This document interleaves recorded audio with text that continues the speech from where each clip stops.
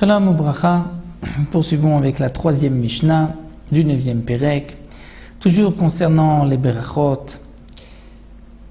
Lorsqu'un homme construit, nous dit la Mishnah, une nouvelle maison, où il achète de nouveaux meubles, puisqu'il est content, il doit dire une Beracha, la Beracha de Shechiyanu. Il remercie Akadosh Baruch Hu qui l'a laissé vivre jusqu'à ce moment-là. Donc la Mishnah nous dit, Bana Bait Chadash, un homme qui a construit une nouvelle maison, Kana Kelim Chadashim, il a acheté des kelim, des meubles, des ustensiles nouveaux, de même des sfarim nouveaux. Omer, un homme dira Baruch Shechiyanu, la bracha de Shechiyanu, Kimanu Gianu Lazman Azeh. Lorsque c'est un bonheur qui est partagé, comme nous l'avons vu, on dira la bracha de Atov et Ametiv. Si on est tout seul, c'est la bracha de Shechiyanu. La Mishnah nous dit Mevarech alara amen atova.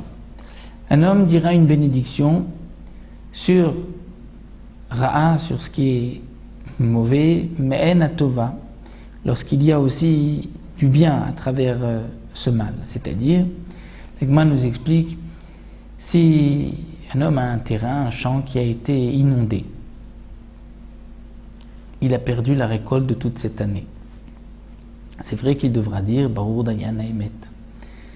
Mais pour l'année d'après, pour les années suivantes, la terre sera meilleure. Donc, va-t-il dire la beracha de Atov Ametiv ou Shechiyanu? Mais la Mishnah nous enseigne, Mevarech alara amen atova. Si maintenant c'est mauvais pour lui, même si à long terme ceci sera bien pour lui, il dira la beracha de Baruch Dayan Haemet, c'est-à-dire comme il ressent sur le moment. À la tova men ara, inversement, comme explique le Barthénora, si un homme trouve un objet, à l'époque, lorsqu'un homme trouvait un objet, il n'avait pas le droit de le garder pour lui, il devait le donner au roi, au gouverneur de l'époque, sinon le gouverneur risquait de le frapper, de le mettre en prison, avant de lui prendre même l'objet. Donc un homme qui trouve un objet, il est content, mais ceci peut lui apporter des difficultés avec le gouverneur. Malgré tout, maintenant, il doit dire la beracha de Atov Ametiv, il regarde le bonheur du moment.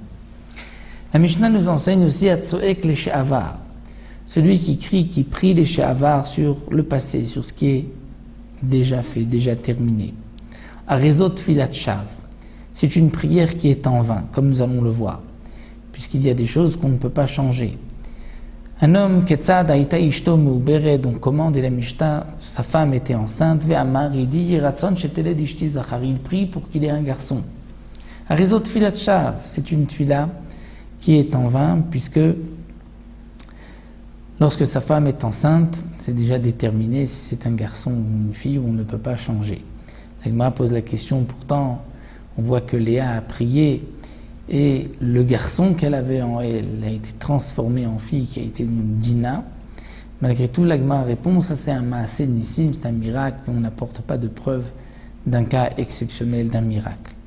Ou encore, nous dit la Mishnah, Haya babaderech, un homme est en chemin, Vishama kol tsevacha ba'ir, lorsqu'il arrive dans la ville, il entend des cris, Ve'amar, il prie Yiratson, shelo yilo bnei beti, que c'est la volonté d'Hachem, que ce ne soit pas de ma famille, c'est-à-dire ma famille, mes enfants qui crient, Arezot Filat Shav, ceci est une tfila en vain, puisqu'ils ont déjà crié, par sa prière, il ne pourra rien changer. Donc ce que la Mishnah nous enseigne, c'est qu'on peut prier pour le futur, dans le cas où le futur n'est pas déterminé dès maintenant. Mais s'il est déterminé, comme pour une naissance, c'est un garçon, une fille, donc là, c'est une tfila tchav, une tfila en vain, de prier que ce soit un garçon. Voilà, nous arrêtons là, on poursuivra dans la Mishnah Dalet. C'est encore 2 Mishnayot pour terminer le périple.